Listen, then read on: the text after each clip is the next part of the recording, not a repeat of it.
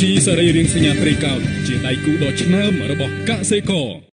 ស្រោមអនាម័យអូកាម៉ូតូស្ដាងជាងគេស្វិតជាងគេលេខ1នៅប្រទេសជប៉ុនជីឡូបាជំនួយខួរក្បាលបង្កើនការចងចាំជីឡូបាជំរឿសនៃភាពជោគជ័យ Mega Weekend Vista បរិខាអនាម័យដើម្បីសុខភាពល្អសុខភាពអនាម័យ UM នាំជីវិតលោកអ្នកទៅកាន់ភាពទាន់សម័យយើងជាអ្នកផលិតចំណីសត្វលំដាប់ថ្នាក់អន្តរជាតិមួយ The Hearse Powering Progress ដុនឡុកជាសម្បកកង់ទេសជប៉ុន